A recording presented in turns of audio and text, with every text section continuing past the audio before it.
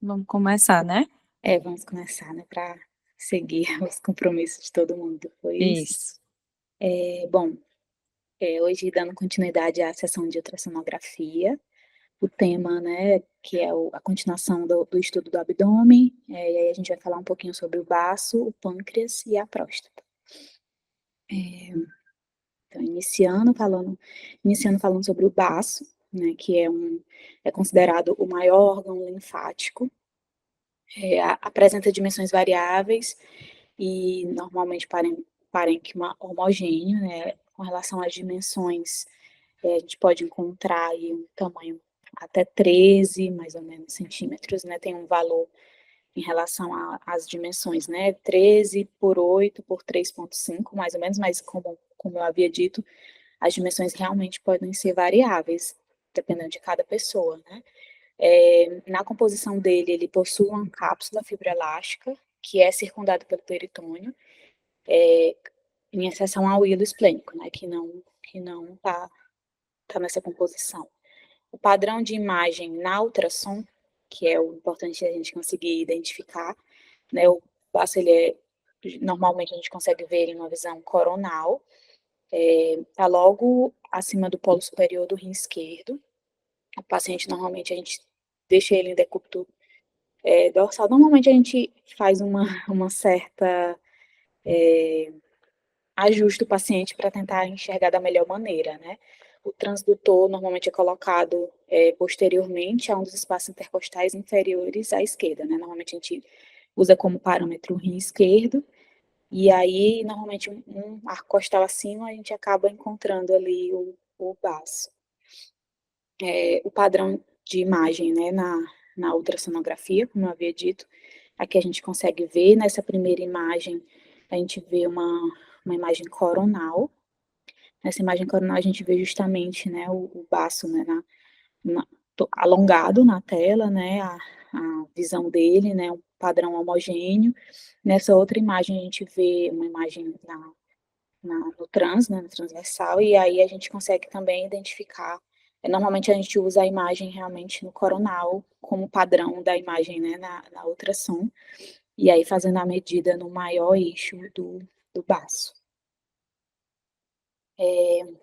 Então, entrando um pouquinho nas patologias, nas principais patologias de cada órgão, né? Eu vou falar um pouquinho das principais.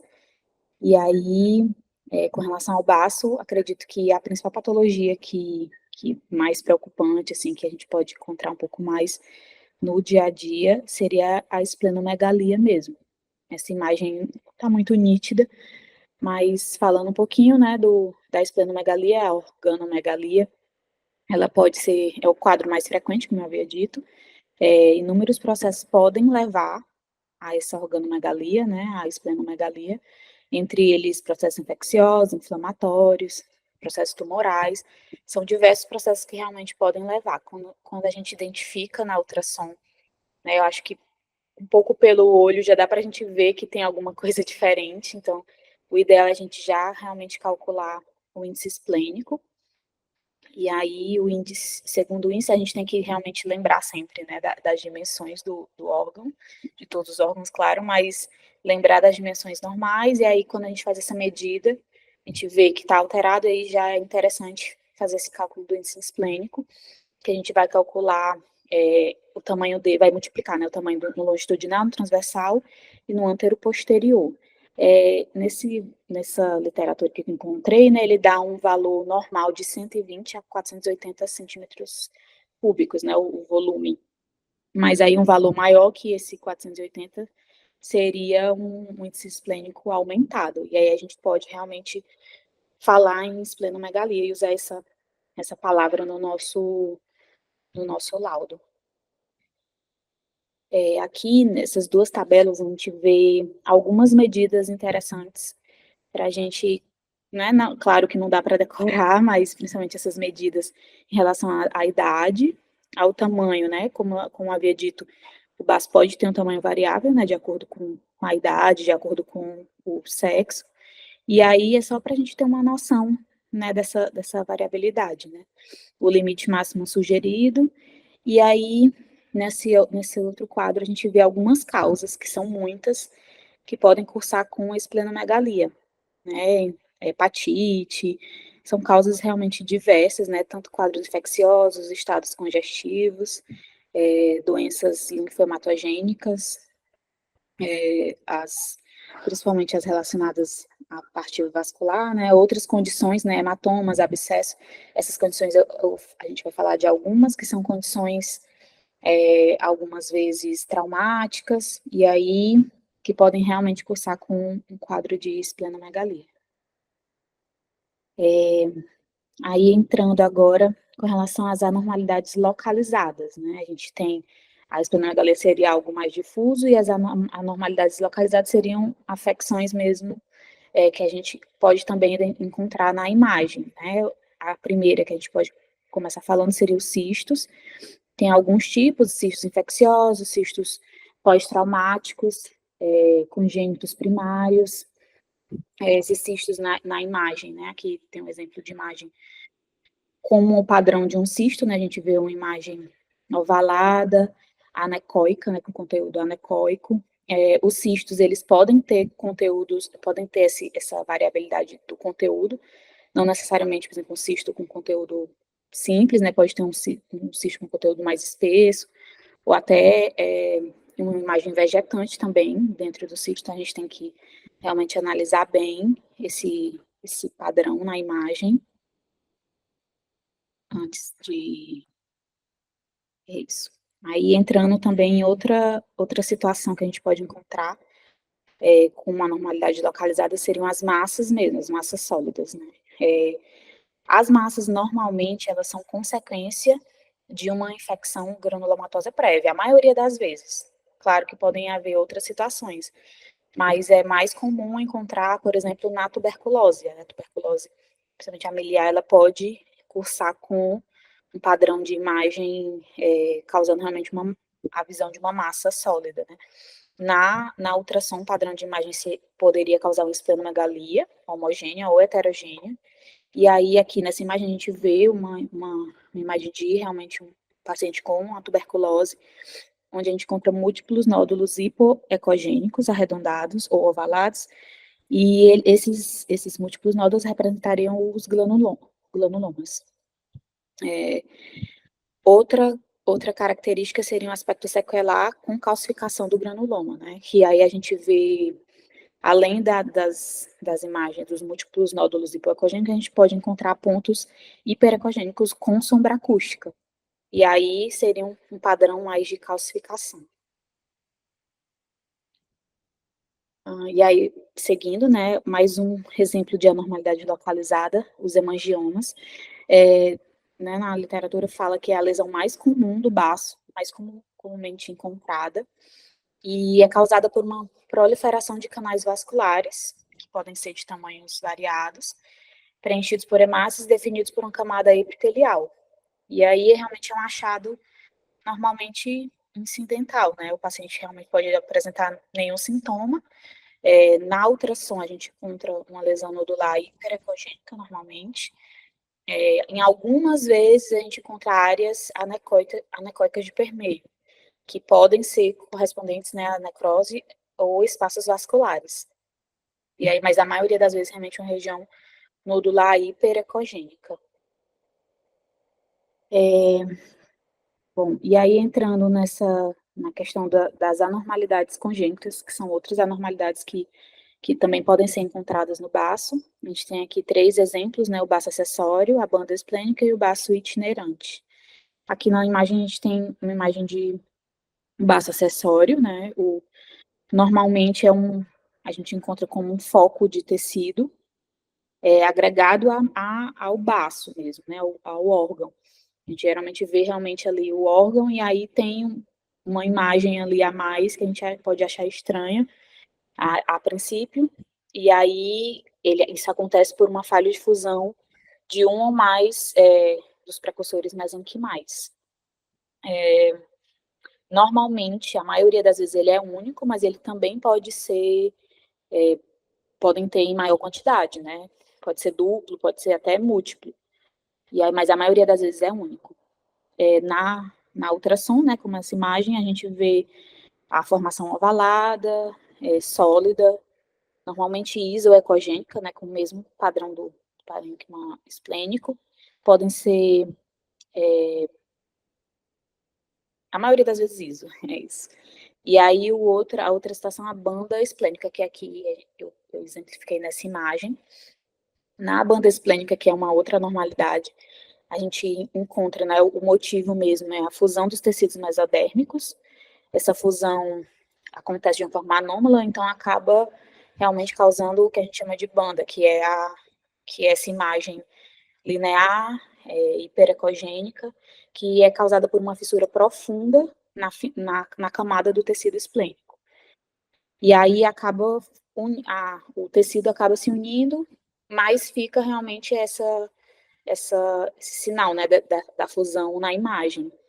E aí, uma das localizações mais frequentes seria na borda superior. Mais frequentes, mas podem realmente ocorrer em outras localizações.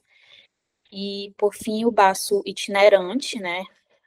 Isso acontece, como se o baço ele se tivesse uma mobilidade dentro uma localização anormal do que ele normalmente estaria.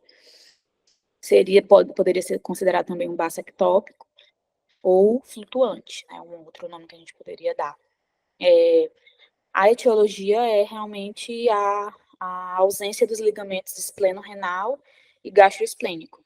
É a principal etiologia. Então, acaba que o baço não consegue ficar fixado na posição anatômica mesmo.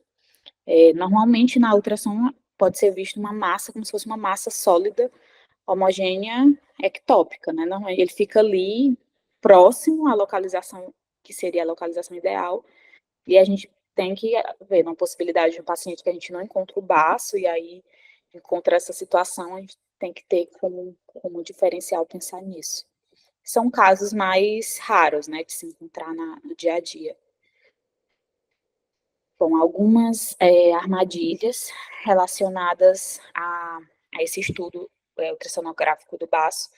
Se a gente encontrar uma área hipoecópica que pode ser causada pelo lado esquerdo do fígado, né, o livro, na literatura, ele coloca essas armadilhas como situações para a gente realmente ficar mais atento. A cauda do pâncreas também pode simular uma massa adjacente, né, no caso de um pâncreas maior, né, o fundo do estômago, aqui errado, pode repousar no hilo hepático também, e aí causar também uma alteração na imagem.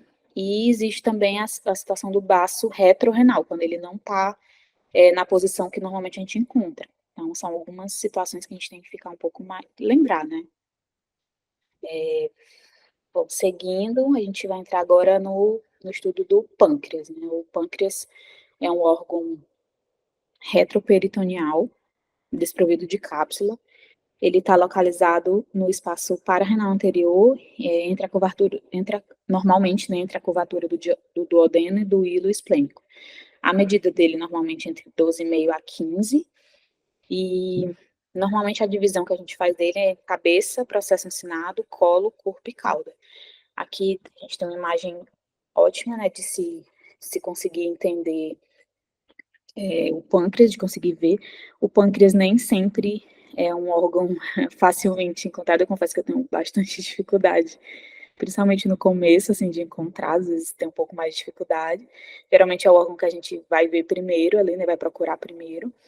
E aí o ideal, né, na nossa imagem, né, e no nosso achado no estudo que a gente vai fazer na ultrassonografia, é encontrar essa imagem, né, de preferência, conseguir visualizar bem a cabeça, o corpo e a cauda. E aí a gente tem aqui alguns parâmetros anatômicos que podem facilitar, né, o corpo vertebral pode estar logo abaixo, né, e ele geralmente está ali próximo ao lobo hepático esquerdo. A gente pode usar como parâmetro, que é o que normalmente a gente usa, né, a veia esplênica, que a gente geralmente encontra ela primeiro ali, e aí a gente vai procurar realmente a melhor a melhor imagem, né, que a gente consiga avaliar o pâncreas. E aí tem esse formato, né, da parte tortuosa da artéria esplênica. Outros marcos anatômicos seria a artéria mesentérica superior, e a gente tem também a confluência da veia esplênica e da artéria mesentérica superior, e claro, a aorta, né, que seria a segunda imagem que normalmente a gente faz ali junto, né, que vai analisar a aorta. Então, essa seria uma melhor imagem de se analisar realmente o pâncreas.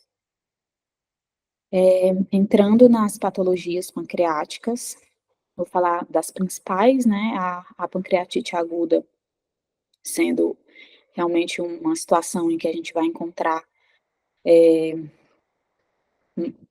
mais comumente, né, o padrão de imagem na ultrassom pode haver um aumento, né, um aumento na dimensão da glândula e a redução da ecogenicidade, né, o pâncreas ele vai ficar mais hipoecogênico.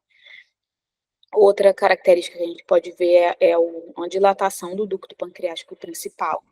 Nem sempre pode ser que não seja tão fácil, mas como ele vai estar mais dilatado, isso pode ser que chame a atenção. E algumas vezes, o aumento da dimensão pancreática pode cursar sem alteração da ecogenicidade, né, ele pode estar mais iso mesmo, isecogênico, pâncreas. Aqui na imagem não está tão nítido essa diferença de ecogenicidade, tá como se fosse mais iso, né, comparado ao tecido ali, mas acredito que a seta esteja realmente mostrando, principalmente essa aqui, né, mostrando a dilatação do ducto, que é algo que uma imagem normal não seria tão visível assim. E aí a pancreatite aguda, ela pode cursar com gravidade. E aí tem situações, tem características na imagem que podem realmente nos levar a pensar nesse padrão de gravidade. Essas principais características seriam uma situação de necrose, em que vai haver o aumento da glândula, bem importante, né? Associado com a hipoecogenicidade e um aspecto heterogêneo do tecido. Podem haver, por conta desse aspecto heterogêneo, né?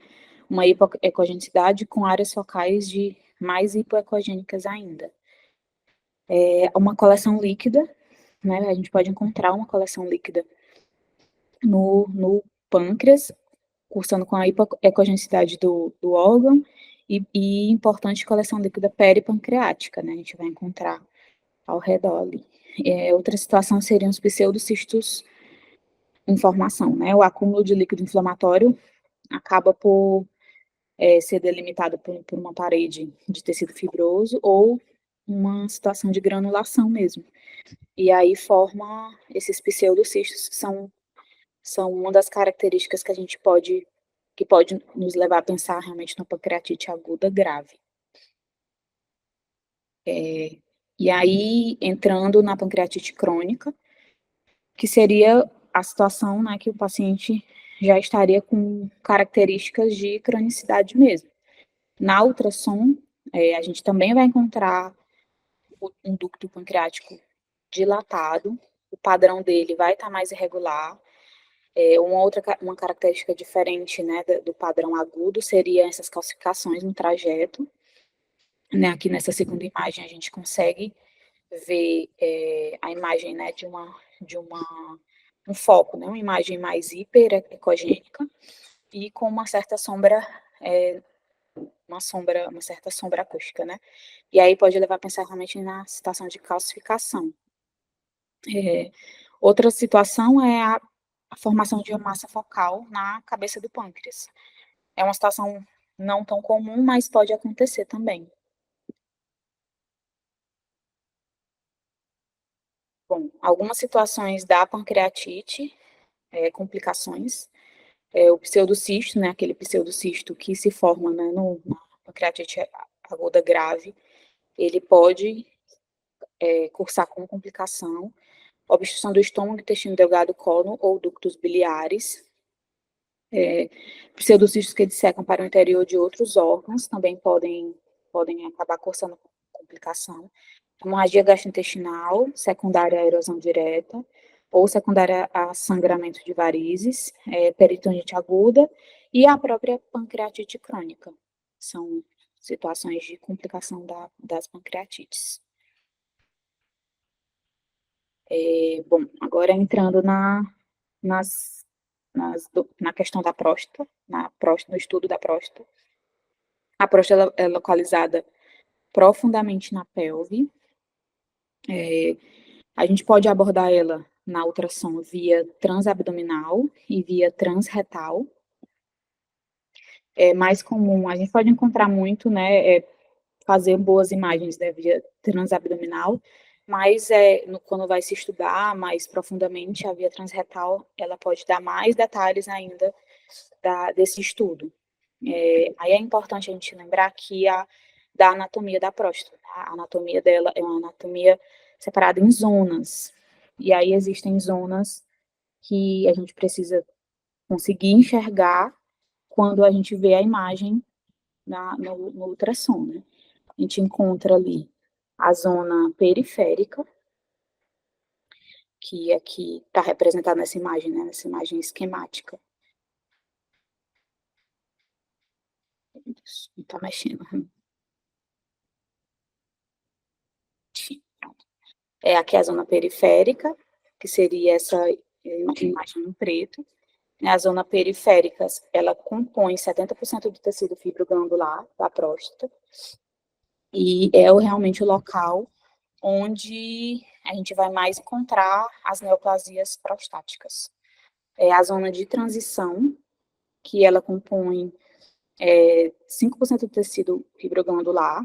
Na zona de transição, que é a zona de transição, que seria a parte branca, né?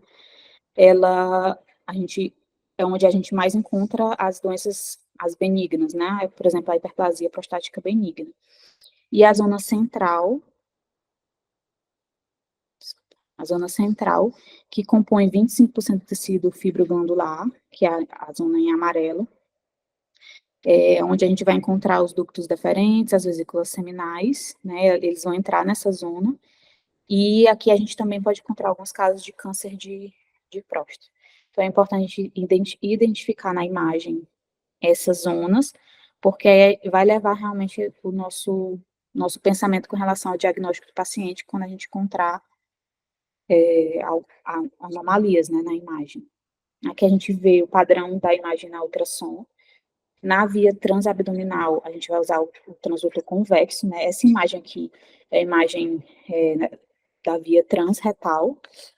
Na via transretal, nessa imagem, a gente consegue ver aqui, né, representando nessa imagem. Aqui nessa parte mais, a gente consegue ver um pouquinho mais clara, né, um pouquinho mais hipoecogênica. A gente vê a zona periférica. E aí, nessa imagem mais central, a gente veria a zona de transição. E seriam as partes principais identificadas aqui, né? É importante a gente lembrar que no estudo da ultrassom, o paciente tem que estar com a bexiga cheia, né, com a repressão vesical satisfatória, e lembrar que a posição mesmo da próstata, né, às vezes é um pouco difícil de encontrar, talvez, nesse início, assim, no estudo da via transretal. Na via transabdominal, a gente procura ali a bexiga, e logo abaixo, né, a gente consegue fazer a imagem, né, e fazer a análise da próstata. Entrando com relação às patologias prostáticas, a principal, né, a primeira, assim, para se falar realmente seria a hiperplasia prostática benigna, HPB. O paciente normalmente cursa, né, com poliúria, noctúria, um jato fraco, não tem um esvaziamento completo da bexiga e muitas vezes com urgência miccional. Claro que o paciente vai procurar, né, inicialmente fazer uma investigação e muitas vezes o próximo passo é buscar a imagem. O padrão de imagem na ultrassom, a gente vai encontrar uma zona, nessa imagem que a gente já vê, uma ultrassom transabdominal, e aí a gente encontra a zona de transição com aumento difuso, ela pode estar hipoecóica na imagem e pode comprimir a zona periférica, que vai estar mais hiperecóica. O volume normal de um paciente jovem de até 20 anos seria até 30 centímetros cúbicos, né? Na verdade, de 20 a 30 centímetros cúbicos, desculpa, o paciente apresentando esse valor até os 40 anos. Acima de 40 centímetros cúbicos, a gente consideraria que seria um volume anormal da glândula. E aí, na medida, né, a gente teria que fazer a imagem no longitudinal, no transversal, para conseguir calcular justamente esse volume. E aí, pegando, né, iniciando a dimensão no maior diâmetro, calculando as 3 medidas, né. Uma outra situação de patologia prostática é a prostatite, que é a inflamação da glândula. A gente tem 2 situações, a prostatite aguda, que o paciente cursa com febre, dor perineal e lombar, e alguns sintomas urinários. Na ultrassom, a próstata normalmente está aumentada, mais arredondada. Normalmente ela está totalmente hipoecogênica, e em alguns casos a gente encontra também alterações na bexiga, que a bexiga vai ficar mais distendida. Na prostatite crônica, os sintomas, eles normalmente são menos agudos, né, obviamente, subagudos e mais persistentes, né, o paciente fica com aqueles sintomas menores, sintomas mais leves, digamos, mas uma duração mais longa. No padrão de imagem, a gente pode dividir em padrões mais frequentes e padrões menos frequentes.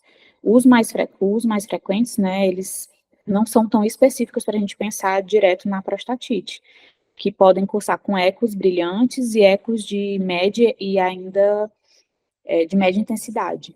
Os sinais poucos frequentes, eles são mais sugestivos de prostatite. Então, se a gente encontrar, realmente a gente pode pensar com mais certeza na prostatite, mas eles não são tão frequentes, né? Que são os cálculos nos ductos ejaculatórios, a cápsula mais irregular ou espessa, e a gente pode encontrar também irregularidades periuretrais. Aqui nós temos algumas imagens, né? Aqui nessa segunda imagem a gente vê já com o Doppler, a gente vê uma alta resposta, né, do Doppler quando se coloca para analisar a imagem. A gente consegue ver aqui alguns sinais, né, a seta mostrando realmente justamente esse padrão dos cálculos, e a gente consegue ver realmente que a glândula está com um volume aumentado, e, e essas dimensões mais alteradas mesmo. A outra patologia também muito importante da próstata, não tão frequente, mas que pode ser, não tão frequente, eu digo, né, encontrada assim numa relação, numa escala das patologias prostáticas que a gente está discutindo aqui, mas podem ser encontradas, né, e aí a gente considera que a neoplasia da próstata é a neoplasia masculina mais comumente diagnosticada, principalmente depois que o PSA se tornou um exame de rastreio e os homens realmente conseguem fazer esse acompanhamento. A ultrassom, ela pode ser um diferencial nesse rastreio, né, além do PSA. A gente precisa aqui encontrar um padrão de imagem, né, como uma morfologia da zona periférica. A gente geralmente encontra uma alteração nessa morfologia. A imagem, normalmente, ela vai estar mais hipoecogênica, mas também podem ser iso ou hiperecogênica, então o padrão em si, ele não tem uma definição específica. E aí no Doppler a gente também vai encontrar o aumento da vascularização.